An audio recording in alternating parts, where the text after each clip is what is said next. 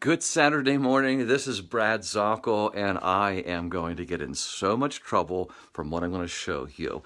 I am at home here in Oak Ridge, Tennessee, and I am in our storage room, and I'm going to show you what one of our rooms of our house look like. This place is absolutely packed with stuff. We like to pretend we're organized, but look, I mean, you know, it's in these Tupperware type things, but it's all just all over the place. Look, we've got an embroidery. That's not a painting. That's actually kind of like a stitch work here.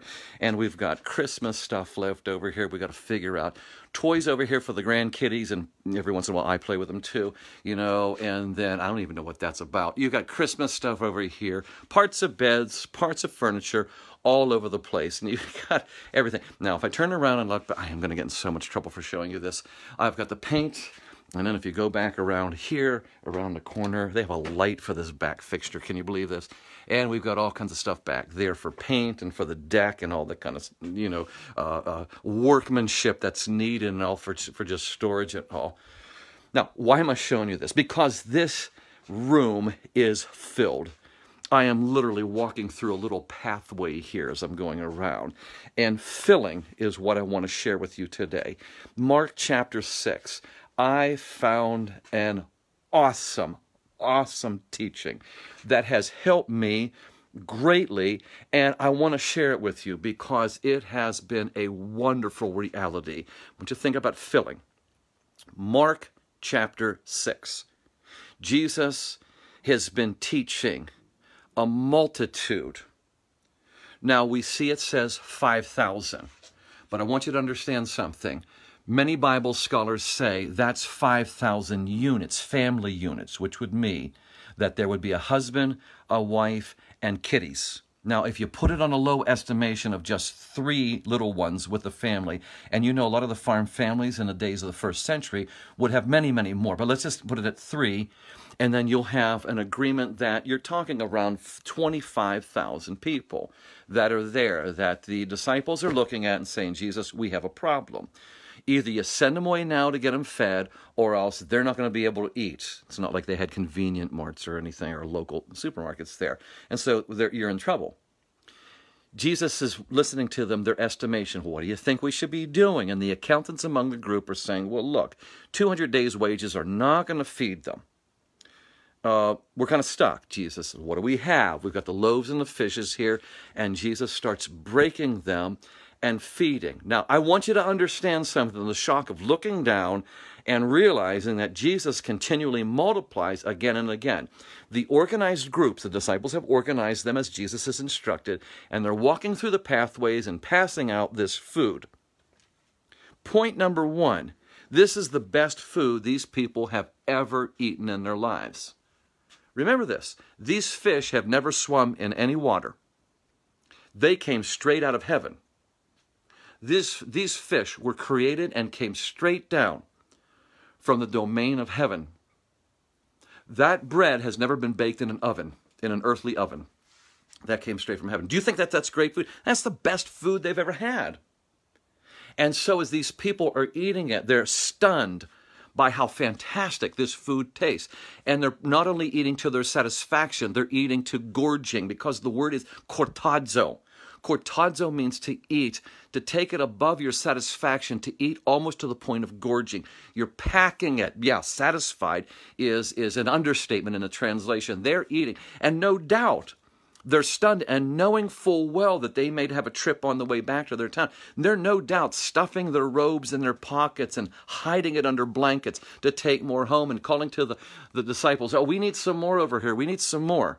All right, so they're all just absolutely taken by the sheer deliciousness, the magnificence of the taste of this food. And they're getting more, and of course everybody's stunned, and there's enough left over for the disciples all to sit down and have a bucket full themselves.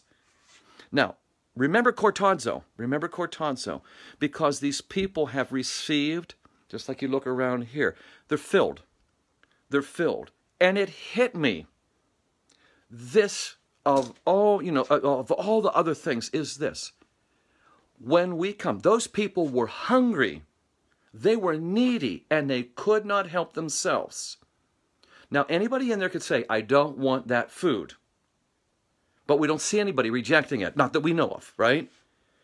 So if they were willing to receive from Jesus, they had more than enough. More than enough. I want to talk to those that are hurting, that are depressed, physically hurting. As we talked about yesterday, I know of some people that are deeply hurting, physically hurting. The migraines, the crippling diseases, the breathing problems. One of my friends with cancer, and they're hurting. It's a daily hurt. And then I think of those dear friends of mine that have been hurt by divorce, and they feel like they've been left. And the one dearest to them that they loved has just said, you're not good enough. There are those that lost somebody in a sickness and in death. And we think of all of these people. When I might be talking with you right now. You have a loss, and it might be one of my students at school. It's been tough. You've lost a friend, or you've had to relocate, or there's a disappointment and things. And you're hurting, Christian. You're hurting. Listen, I'm telling you what. This is when you really get to Jesus. And you call upon him. He's more than your Savior. He's your shepherd, your guide, your comfort. Boy, and I speak from experience. In the deepest valleys of my life, Jesus has been there and pulled me out again and again and again. And he can do it for you. And he not only says, listen, I'll throw you a snack. You're going to come to my house and you're going to tell me what your favorite food is. And I'm going to throw down a sliver of steak and a slice of potato, if that's your favorite stuff, or a spot of prime rib and think, that's okay. Look, you ate it, you can leave. Of course not. I'm going to give you all to satisfy you, to help you, to let you have enough and then some, possibly to take home. That's the way we all are in this world. We want to give. Well, don't you think Christ is like that? Listen, you didn't come to Christ. Listen, I didn't come to Christ for 2 minutes a day. I didn't come for Jesus 2 minutes a day. I didn't ask for a noontime Jesus. I didn't ask for Jesus one day a week or every other day. I got Jesus 24/7. I'll tell you this, I've got Jesus 25/8. You know what I mean? That's a supernatural thing. Jesus is there all the time. And in times we can understand. He says in John chapter 10, I've come to give you life more abundantly. That's moreover. That's more than we can understand. He says in Matthew chapter 5, blessed are the merciful. And it stands out to me. He's saying not just people that have mercy, that are full of mercy, that only comes from him if you read the sermon.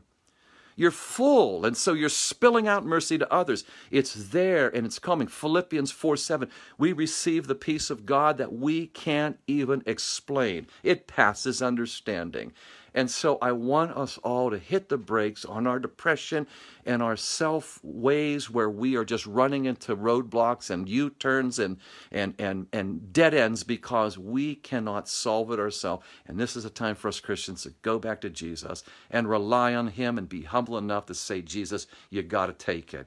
You have to take it. And he will fill, cortazo. He'll give you that delicious, peaceful answer in more ways than you can ever explain and more than you would be able to need. He's going to give you above satisfaction. Oh, there's so much more. I get so excited about talking to you about this, but I've got to go. So thank you so much for listening. God bless you. Thank you for the encouragement. And I want to ask you selfishly once again, if this can help one of your hurting Christian friends, if this can help somebody around you, a neighbor, a relative, would you pass it on? That's all I want to do is try to help. And I want to thank you for watching. And as you see, I got to do a little cleanup today, after the great excitement of that scriptural thing.